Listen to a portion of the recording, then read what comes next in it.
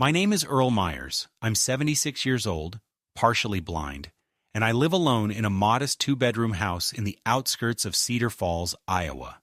I taught English literature for nearly 4 decades at the local high school, and I still have the habit of mentally editing people's grammar when they speak. I suppose it's one of the last remnants of the man I used to be. Since Mary passed away 5 years ago, the days have blurred into each other. A silent routine of mornings with lukewarm coffee and evenings filled with audiobooks and the rhythmic ticking of the grandfather clock that still stands in the hallway. My vision started to go shortly after Mary died. Cataracts, they said. Surgery helped a little, but the central clarity is gone. I can see shapes, movement, shadows. I use a magnifying glass for print and a white cane when I go out, but I am far from helpless. Still, people tend to assume otherwise, which is both insulting and convenient, depending on the context. My son Jason visits once a month, if that. He usually shows up on a Sunday afternoon, sits stiffly in the armchair Mary loved, drinks one of my beers without asking, and talks about himself for half an hour. Then he checks his phone, says something about needing to get back to work or to Amanda, and leaves with a pat on my shoulder that feels like a cold coin being pressed into my hand. Amanda, his wife, comes even less often. When she does, she acts like she's doing charity, fluffing pillows, straightening picture frames, wiping down spotless countertops with an air of superiority that grates against my nerves. She speaks loudly and slowly, as if I were not only blind, but deaf and mentally fading. I've never liked Amanda. She's sharp in ways that feel rehearsed, always measuring her words for effect. When she smiles, it doesn't reach her eyes. I suspect she never truly approved of me or of Jason's humble upbringing. Her family is from Chicago, where people wear ambition like perfume.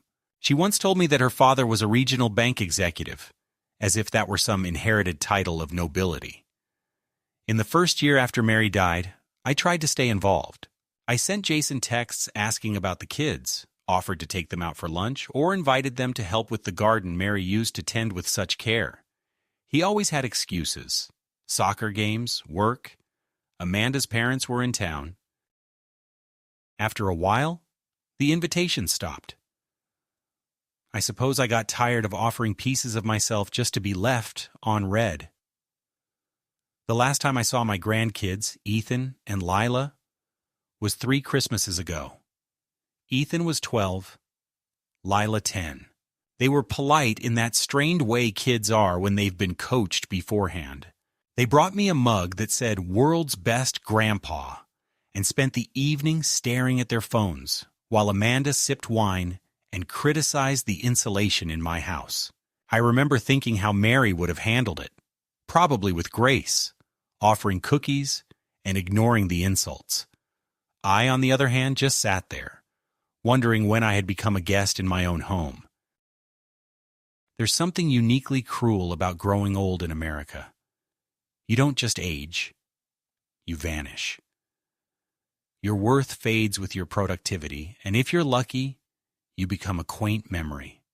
If not, a burden. I never imagined this life for myself. Mary and I had plans. We were going to travel after retirement, see the Grand Canyon, visit her sister in Oregon, maybe even Europe if her knees allowed it. Instead, a year into retirement, she collapsed while baking peach cobbler. A stroke, the doctor said, quick and painless. I still remember the smell of cinnamon when I walked into the kitchen and found her. The bowl had tipped over. Flour was scattered like snow over the floor, and she lay in the middle of it, peaceful, as if sleeping. I sat next to her body for hours before calling anyone. I didn't cry then. That came later, in pieces. I talk to her sometimes quietly when I think no one is around to hear. I tell her about the weather, the progress of the rose bush she planted, how I missed the sound of her humming when she watered the plants. I keep her photo on the mantel, her graduation portrait, not the older ones. She always hated how she looked in later years, though I thought her more beautiful with every passing decade. There's a kind of stillness in my house now, not the comforting silence we once shared, but the absence of life itself. I fill it with background noise. The radio, classical music, old recordings of Mary reading poetry aloud. Her voice was steady, clear, with a warmth that made even frost sound like a lullaby. My health is stable. Aside from my eyesight, I manage well. I cook, I clean, I take my pills on time. Once a week, I walk to the corner store with my cane, nod at neighbors who never remember my name, and buy what I need. I don't like to ask for help. Maybe that's pride or fear, or both. Mary used to say I was stubborn. She wasn't wrong. I have enough savings to live comfortably, though Amanda once asked pointedly if I had considered long-term care options. She phrased it as a question, but the tone was suggestion, and the implication was that I was nearing the expiration date. That was the first time I truly saw her for what she was. Jason just sat there, silent, not defending me, not objecting, just letting the moment slide past like rain off a windshield. I didn't say anything then, but I made a mental note. A month ago, Amanda called unexpectedly. She said she had been reading about state programs that help the elderly reduce property tax burdens. She offered to come by and help me go through some paperwork. Her tone was syrupy, her concern rehearsed. I said I'd think about it.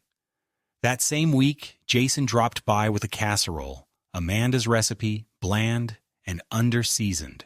He sat with me for 15 minutes and mentioned offhandedly that Amanda was really good with legal stuff and that I should let her help.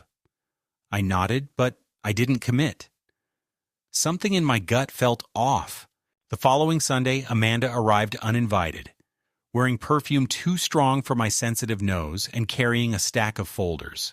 She hugged me, as if she hadn't ignored my existence for a year, and sat down at the kitchen table like she owned the place. She began explaining how these documents would help protect my estate, ensure my legacy, and reduce future confusion. Her voice was smooth, like a commercial. I asked if I could have time to read them. She looked at me with a tilted head and a rehearsed chuckle. "Oh, Earl, I thought your vision—" "Never mind. I'll just read them to you." That was the moment I knew. She didn't think I could see. She thought I was blind enough, gullible enough, to sign whatever she put in front of me. I told her I trusted her, asked her to leave the papers with me overnight. She seemed disappointed, but covered it with a smile. "Of course," she said. "Take all the time you need. We just want to help." When she left, I didn't touch the papers immediately. I sat for an hour, listening to the slow tick of the clock, to the silence pressing in from every corner. Then I fetched the magnifying glass Mary had once used for her needlepoint, turned on the strongest lamp in the house, and started reading, line by line. I sat at the kitchen table, the magnifying glass clenched in my right hand, its brass handle warm from the heat of the lamp, and I slowly, deliberately, began deciphering the stack of documents Amanda had left behind. The print was dense, written in that deliberately convoluted legal language, designed to make ordinary people feel small and incapable. But I wasn't ordinary. Not in that way. I had spent my entire life reading between the lines, of novels, of student essays, of policy memos, and bureaucratic doublespeak. I might be half blind, but I wasn't stupid, and I certainly wasn't going to be tricked by a woman who thought that a little perfume and a patronizing tone could replace honesty. As I moved from one page to the next, I began to see it clearly, frighteningly. These weren't tax forms. They weren't standard estate planning tools. What Amanda had brought me was something altogether different. The language was careful, but the implications were plain once you knew what to look for. One document, titled with bureaucratic subtlety as a durable power of attorney, granted Amanda complete legal authority over my finances, property, medical decisions, and even living arrangements, effective immediately. Another form, presented as a property transfer and survivorship agreement, would have placed the deed to my house entirely in her name, retroactive to the date of Mary's death. There were waivers of notice, disclaimers, and indemnification clauses, all signed already by Amanda and witnessed by someone named Gina R. I didn't know any Gina R., but I could imagine the type, someone Amanda had paid or charmed into playing her part in this quiet little heist. The worst part? Every page assumed I wouldn't read a word, that I would sit, smile, and sign, blind and compliant. The rage that boiled in my chest was slow and quiet, not the explosive kind of anger that drives fists through walls, but the cold, sharp sort that freezes a man's spine and keeps him up at night. I felt violated, not only by the documents themselves, but by the assumption underneath them. Amanda saw me as useless, voiceless, finished, and my son, my only child, had sat silently by while she made these plans. That was the deeper betrayal. Not the papers, not the schemes, but Jason's silence. I imagined their conversations behind closed doors, Amanda laying out the strategy like some corporate merger, Jason nodding along, too weak or too indifferent to object. I didn't sleep that night. Instead, I laid the papers out across the kitchen table and read them again. Slowly, thoroughly, making notes in the margins with a pen I hadn't used since Mary passed. By morning, I had a full understanding of the trap Amanda had set for me, but I didn't call Jason. I didn't confront Amanda. Not yet.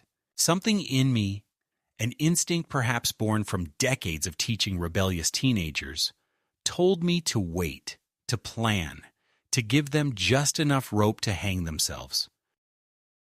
And so I placed the documents neatly back in the folder, clipped them shut, and returned them to the drawer where Amanda had placed them, undisturbed. I even left a sticky note on top that read, "Thanks for helping. We'll review soon." The following weekend, Jason called. "Hey, Dad, Amanda said she dropped off some paperwork.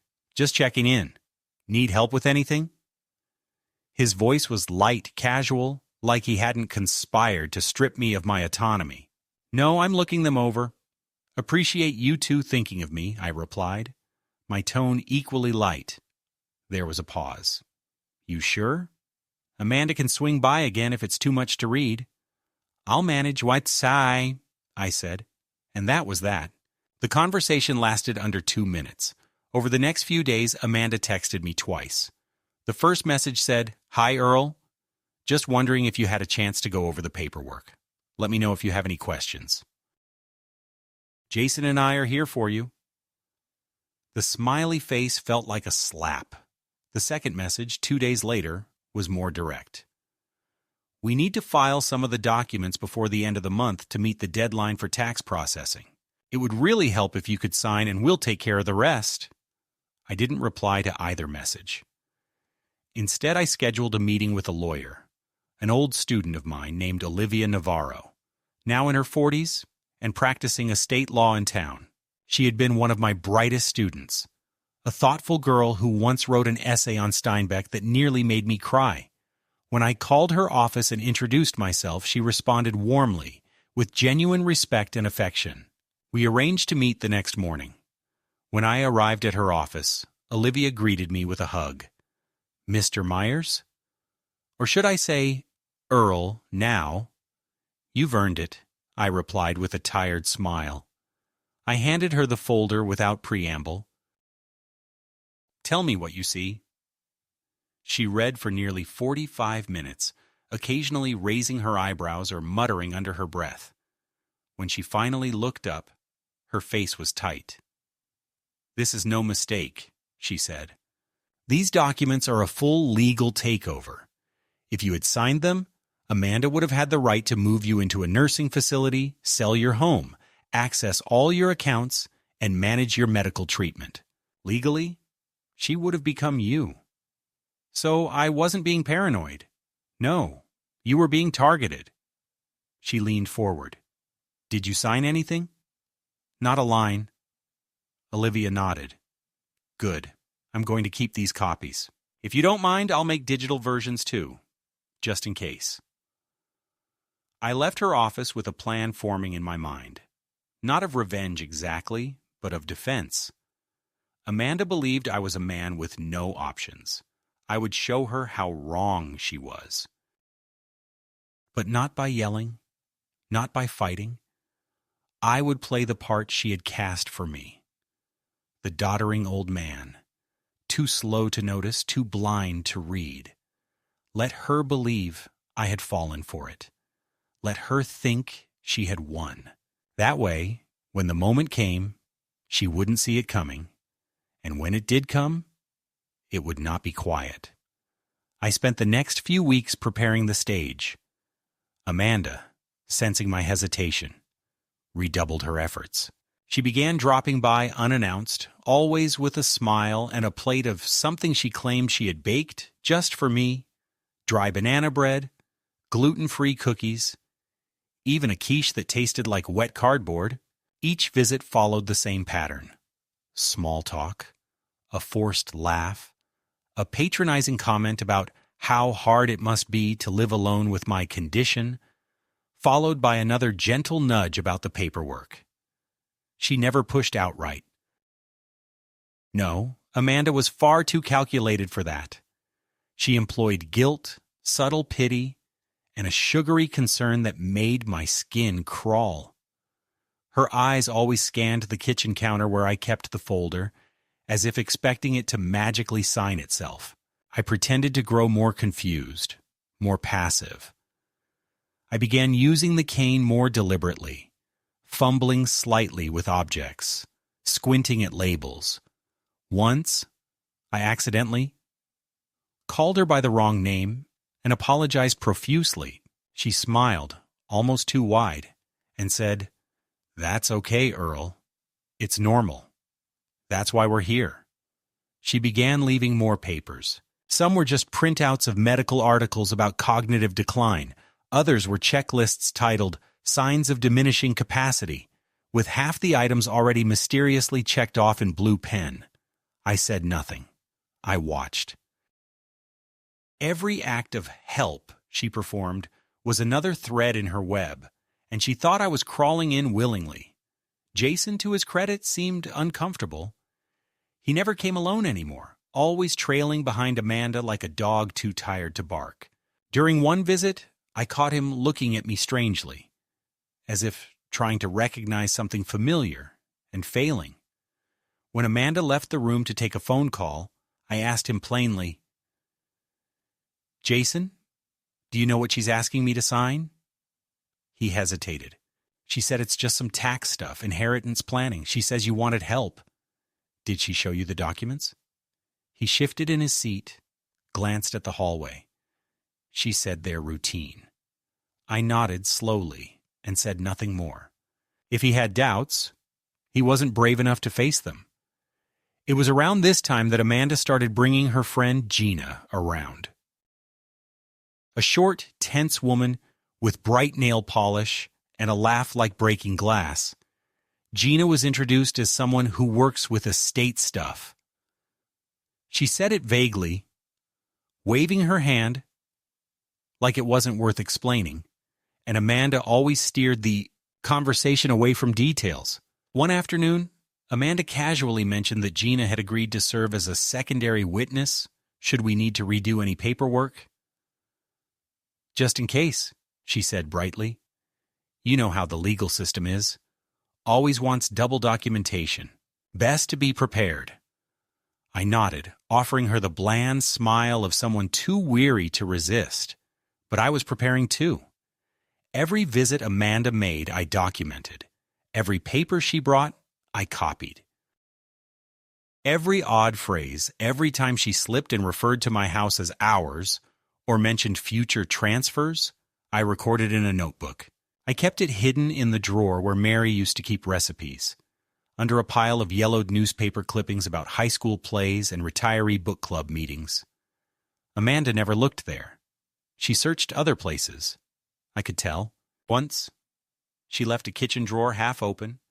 Another time, a cupboard door was ajar. She was looking for something.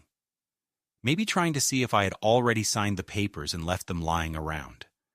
Maybe trying to find banking information. She never said it, but the implication was always there, hovering just beneath her saccharine smiles. She expected me to go quietly. Then came the day that changed everything. It was a Tuesday. Amanda showed up with a thermos of herbal tea and a new stack of papers, this time bound neatly in a folder labeled Final Phase. She placed it on the table with a theatrical sigh. "Earl," she said, lowering her voice like a kindergarten teacher, "I know this is overwhelming, but it's really for your protection. We want to make sure you're secure, that you don't have to worry about anything." She pushed the folder toward me. "It's mostly signature pages. You've already seen the important parts." I looked at her. She was standing a little too close, her hand resting lightly on the folder, like she feared I might toss it in the trash.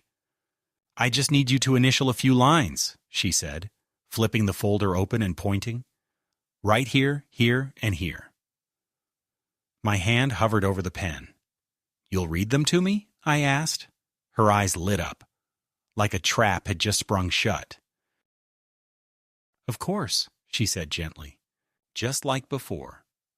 She read the paragraphs in a tone of practiced empathy, smoothing over phrases like revocation of personal agency, transfer of full fiduciary rights, and permanent custodial authority. Each time she said something especially vague, I made a soft sound of confusion. "Could you read that again?" I asked once. She did, slower, her voice syrupy. I signed each page as requested, but with a twist. I wrote my name backward on every line, perfectly mirrored.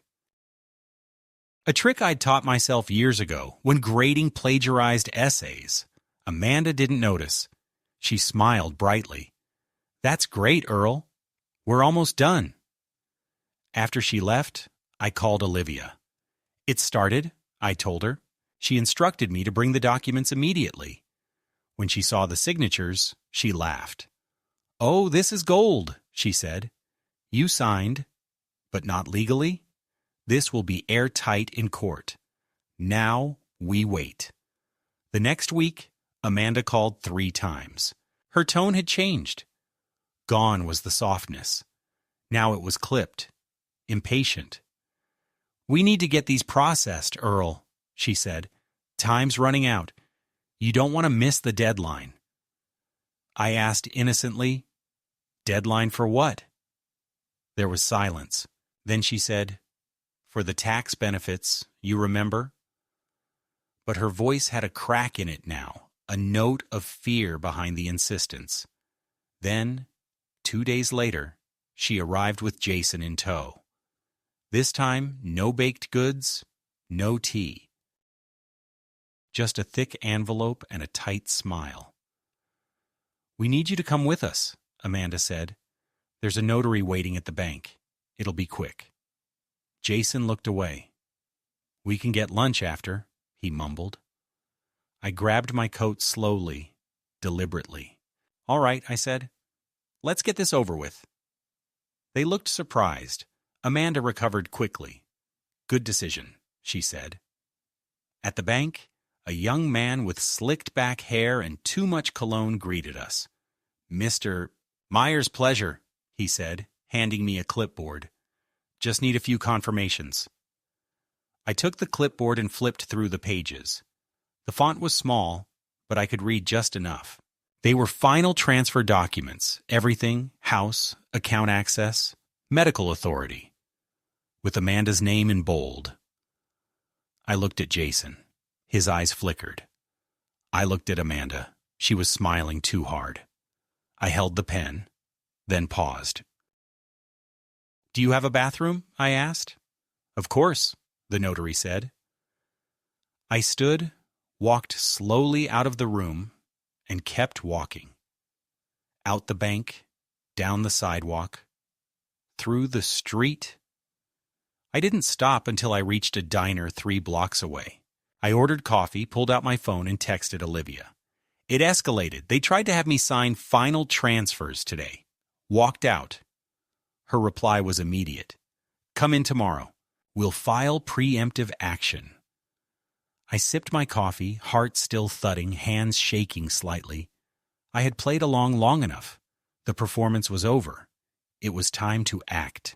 The following morning, I arrived at Olivia's office just after 9. The autumn air sharp against my face, and the coffee I'd drunk earlier sat bitter in my stomach. Olivia was waiting in her office, already reviewing the previous documents Amanda had left me. Her hair was pulled back, glasses perched on her head, eyes sharp with professional focus. I've seen enough, she said, before I even sat down. They've crossed into legal misconduct. If we move now, we can take the initiative before they try to involve third parties, which I strongly suspect is their next step. I handed her the latest documents, the ones I had signed with reversed letters. She examined them, then looked up with a slow, satisfied smile. They'll think you've already signed everything. That works to our advantage. What she proposed was deceptively simple. Preemptively file an affidavit stating that I had been subjected to coercive influence, attempted fraud, and was aware of a scheme to transfer assets under false pretenses.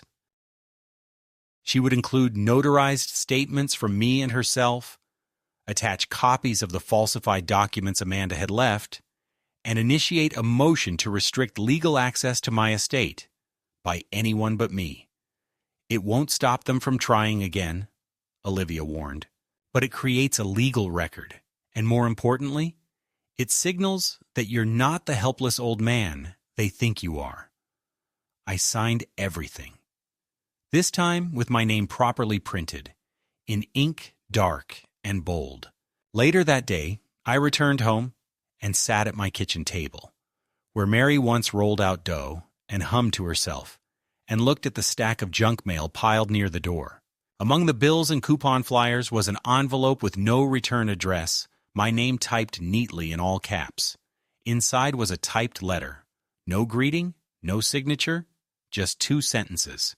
We need to know where you stand. Either you're with us or you're not. Make the smart choice. I stared at the words for a long moment. It was Amanda, clearly. She had abandoned subtlety.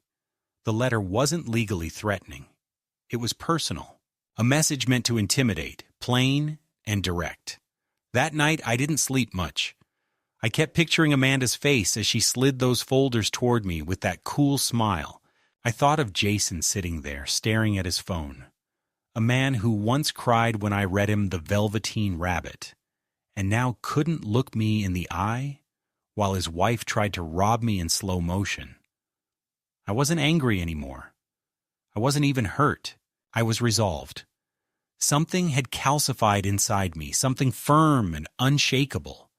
They thought they knew who I was, a lonely widower with cloudy eyes and no fight left in him. And maybe that's who I had been, but not anymore. Not after what they'd done. I had nothing left to lose. No spouse, no grandchildren who cared, no illusions about family. What remained was mine, and they would not take it. The next morning, Olivia called with news. They've contacted a lawyer, she said. I just got a message from someone named Calvin Norberg. Claims to be representing Amanda and Jason Myers. He's asking for a meeting to discuss misunderstandings regarding estate planning. I laughed without humor. They're already retreating. Not exactly, Olivia replied. They're trying to preemptively discredit your affidavit. We have to be ready. This could escalate quickly. Let it, I said. Let them try. That weekend, Jason called me directly. Not Amanda, not a text. His voice was subdued, like a man standing in the rain. Dad, he said, can we talk? We are, I replied. Face to face, he added. I can come by alone, just me. Amanda doesn't know I'm calling." That caught me off guard. I agreed with one condition. The meeting would happen on neutral ground, Olivia's office. He hesitated, then agreed. He arrived the next day, looking older than I remembered. His face was drawn, and there were lines across his forehead that hadn't been there last year. He sat across from me in Olivia's conference room, fidgeting with his wedding ring. "I didn't know it would go this far," he said quietly. "Amanda told me we were helping you, that it was just about getting ahead of future complications." "Jason," I interrupted, "I read every word." She wasn't helping me. She was burying me alive in paper and signing my life away. He didn't respond immediately, just looked down at his hands. She said if we didn't act now, the state might step in eventually, that we'd lose everything anyway. I leaned forward. "She's lying to you, son. She's not protecting anyone but herself." "I know," he said at last. I realized too late. But I didn't stop her. That's on me. There was a long silence. Olivia remained quiet, giving us space. Finally, Jason looked up. "What happens now?" "You get out of the way," I said. "Or you go down with her." He nodded slowly. "I won't fight you, I just want this over." "Then step aside," Olivia said, her voice clear and even. "Let the legal process unfold. Tell your lawyer to back off." When he left, I didn't feel better. I just felt heavier, like I'd finally put down something I'd been carrying for too long. Jason hadn't defended me, but at least now he wouldn't protect her either, and that changed everything. Amanda no longer had a silent partner. She was exposed, and now the battle was fully mine. The day after Jason left Olivia's office, I expected silence. Perhaps a week of tense waiting while they figured out how to regroup. A drawn-out retreat camouflaged as reflection. Instead, Amanda struck back almost immediately. I awoke to a knock on the door, not at the usual hour of polite family visits, but at 7:22 a.m., when the sun had only just begun to bleed pale orange through the frost-tinted windows. When I opened it, a man in a slate-gray suit handed me a large envelope and offered a tight professional smile that said he was not here to make conversation. "Mr. Myers, Service of Legal Notice," he said. "Have a good day." The moment he turned, the smile vanished. I stood on the porch for a full minute after he left, envelope in hand, trying to steady my fingers enough to read. It was a petition.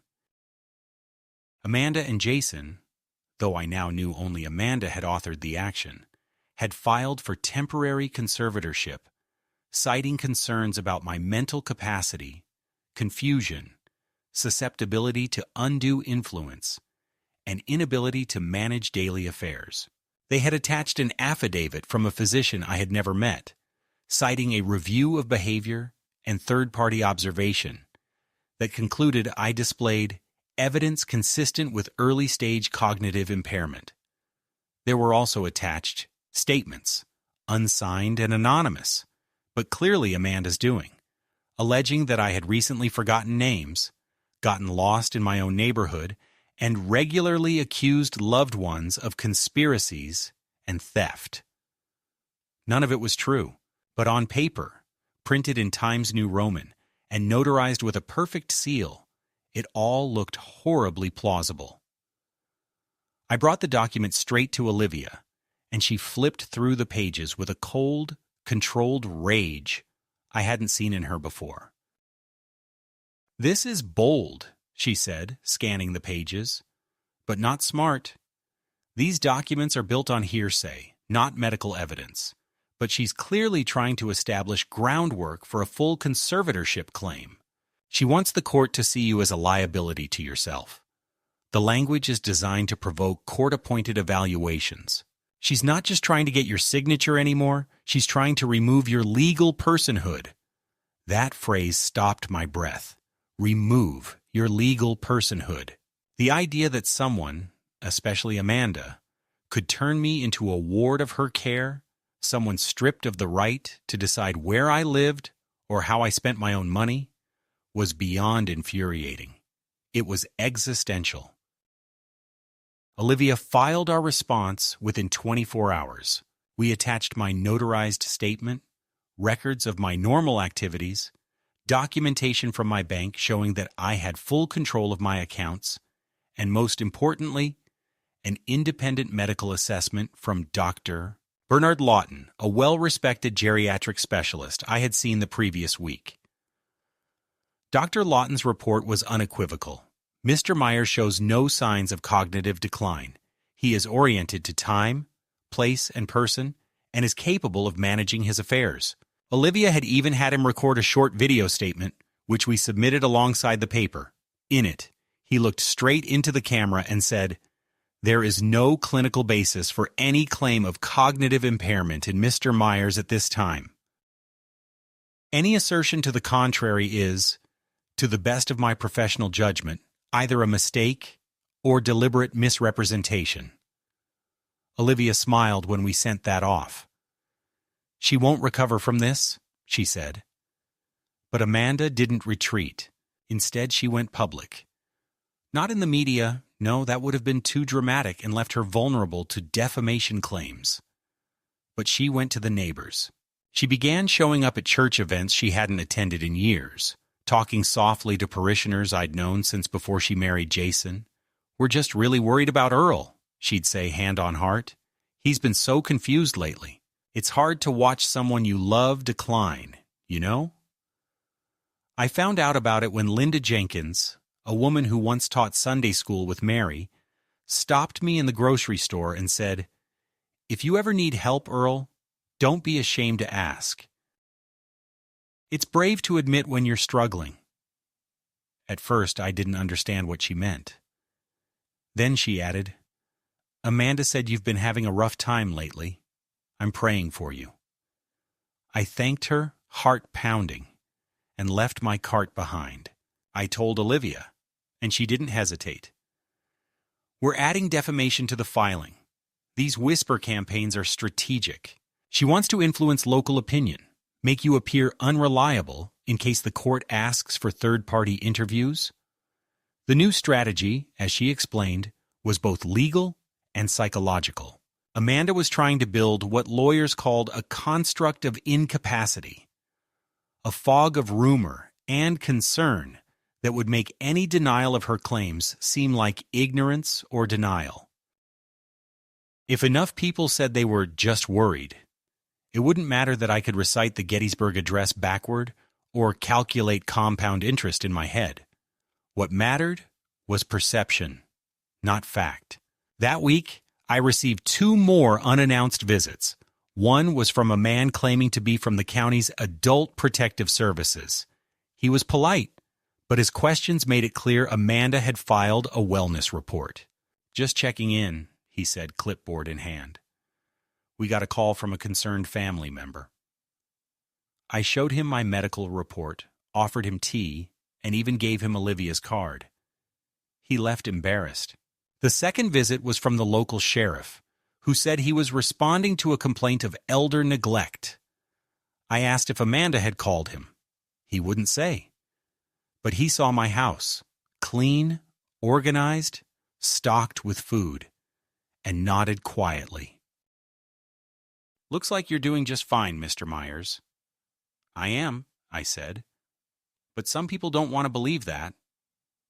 By now, Amanda had crossed from deceit into full-fledged character assassination.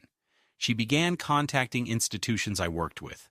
The library where I volunteered said they'd received an anonymous call warning them I might not be safe to be around children. I was quietly asked to step back from reading hour. My heart broke. Not for the loss of the position, but for what it represented. They believed her. Or at least they didn't want to risk being wrong. I told Olivia. She wrote a cease and desist letter. It wouldn't undo the damage, but it sent a message. We were watching. Then came the most stunning move of all.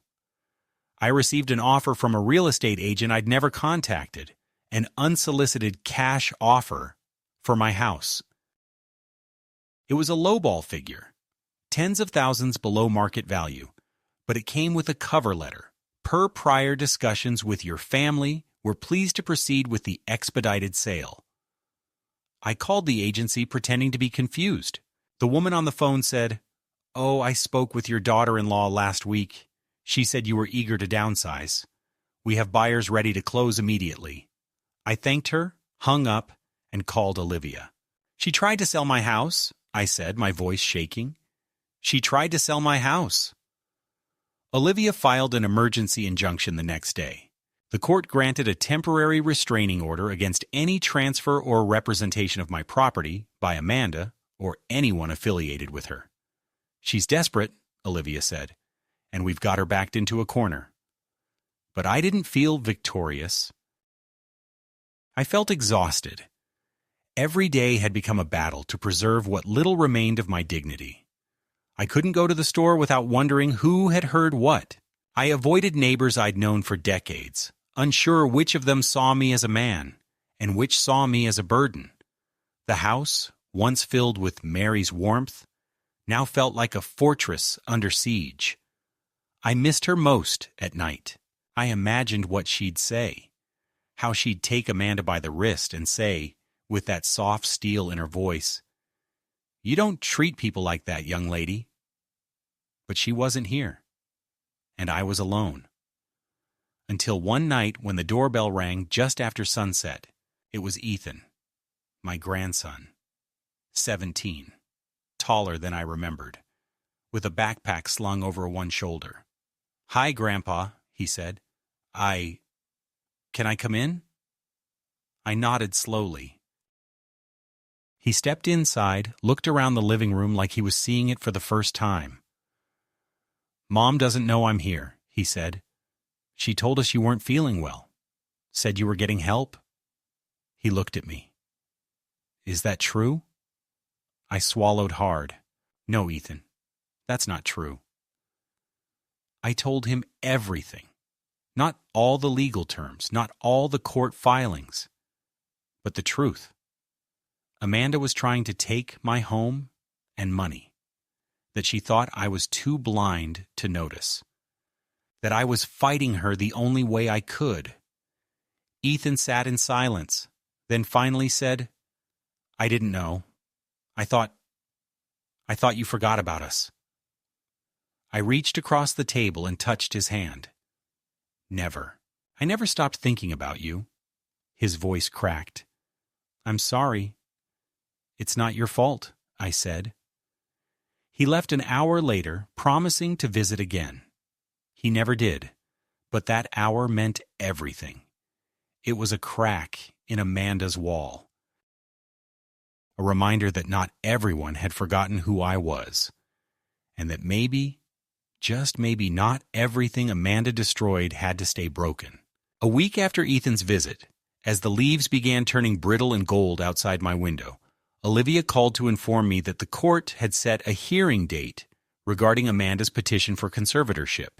The judge had reviewed both filings, hers and ours, and decided that a formal evaluation was warranted, though he had also expressed skepticism about the validity of Amanda's claims. Olivia, always careful not to give false hope, told me, "This judge is old school. He doesn't like games. You'll have your chance to speak, but be prepared.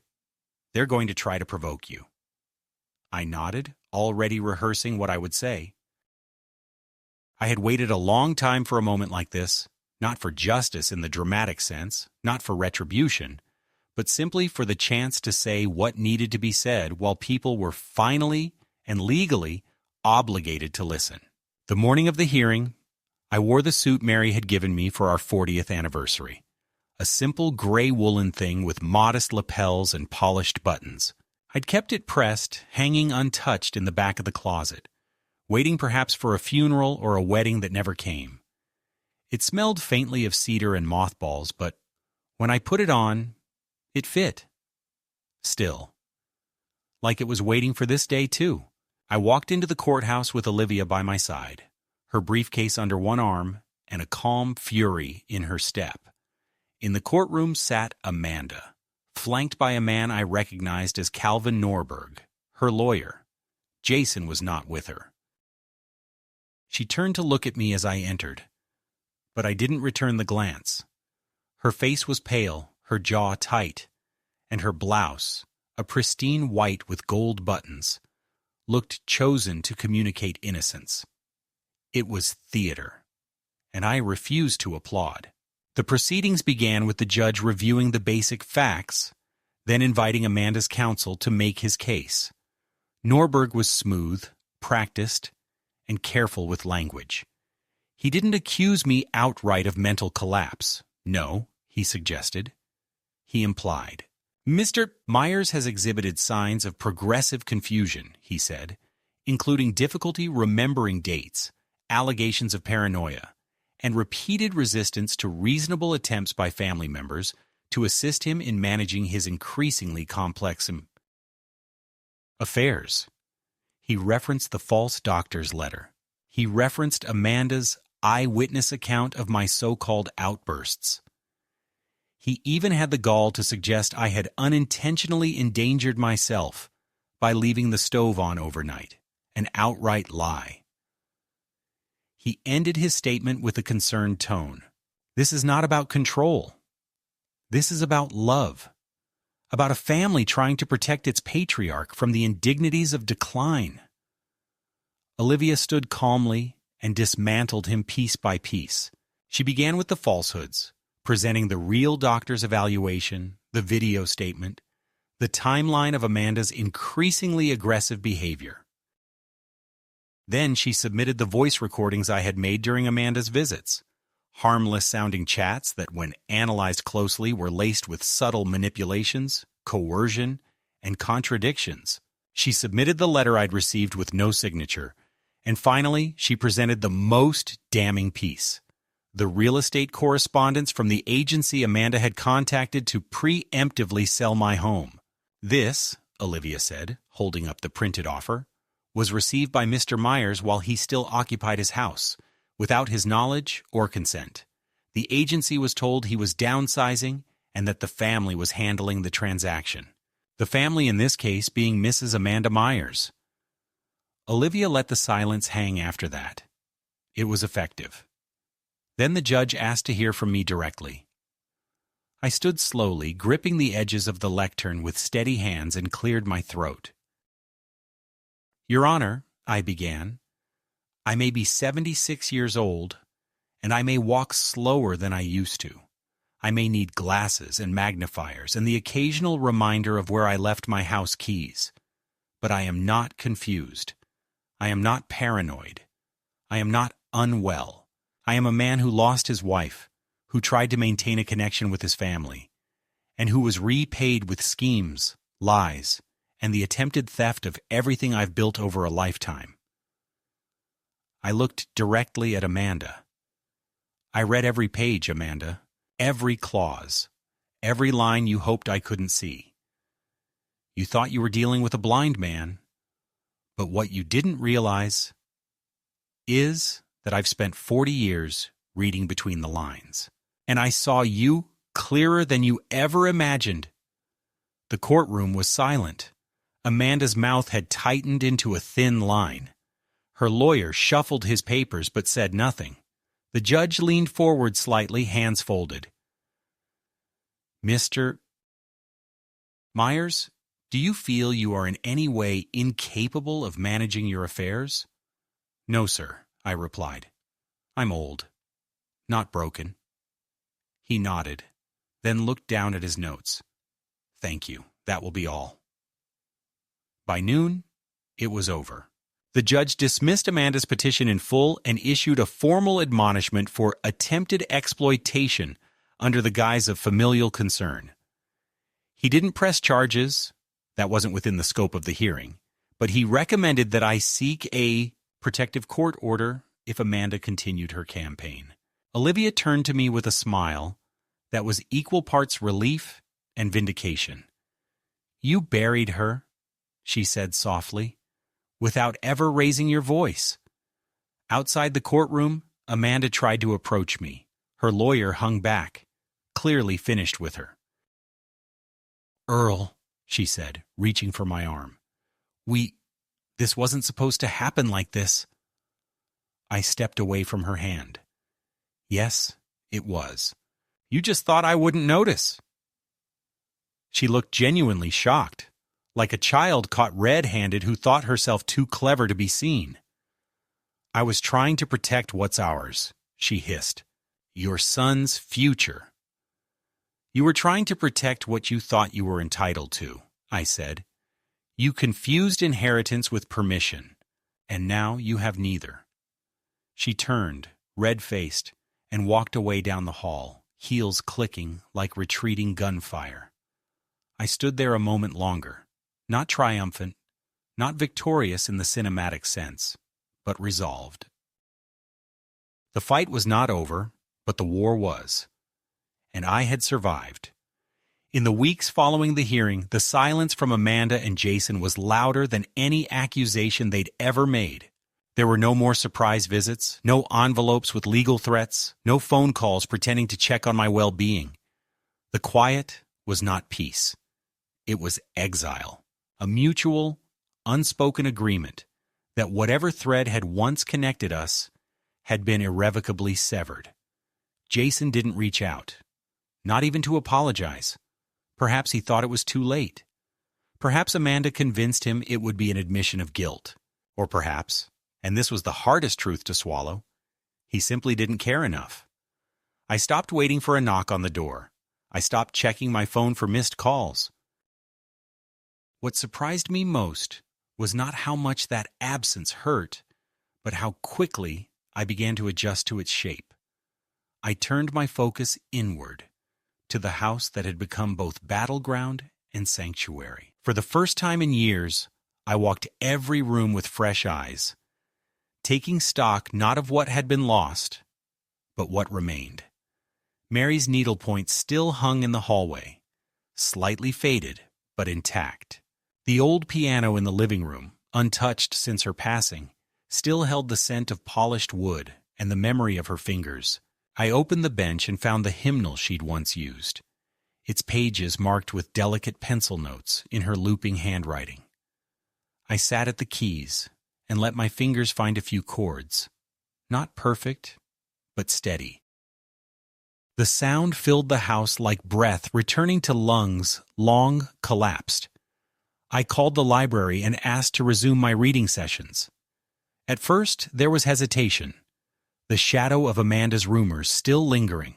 But Olivia had followed up with a written statement from the court, and the board quietly reversed their earlier position.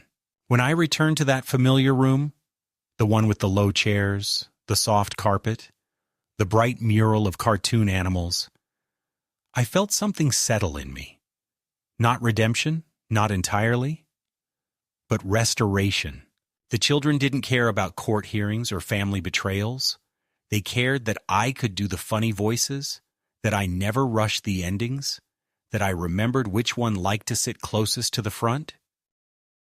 One of them, a little girl named Sadie, brought me a hand-drawn picture after story time. "You're my favorite," she said simply, and ran off. I looked at the crayon sketch, a man with glasses and a cane holding a book, and something in my chest loosened. A few days later, I visited the bank and updated my estate documents. I established a charitable trust in Mary's name, directing the house to be donated to the public library upon my death. The idea came to me not as revenge, though I would be lying if I said it didn't hold a certain grim satisfaction, but as a kind of moral correction. Amanda had tried to turn this home into currency, something to be bartered, cashed, controlled. I would turn it into something permanent, something useful, something rooted in the same values that had defined Mary's life and, I hoped, mine. The trust would fund reading programs, community events, even free tutoring for students who couldn't afford private help. I imagined the walls of our home filled with laughter and learning, even after I was gone. It felt right. I wrote a letter to Ethan, a real one, in ink, folded into an envelope and sent through the mail.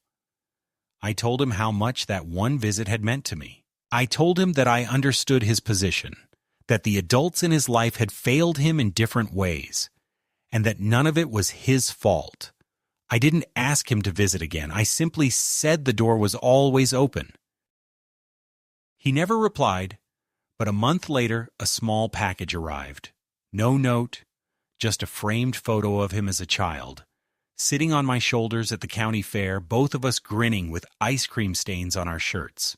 I placed it on the mantel beside Mary's portrait. As winter approached, I felt no fear of what lay ahead. My body ached in the mornings.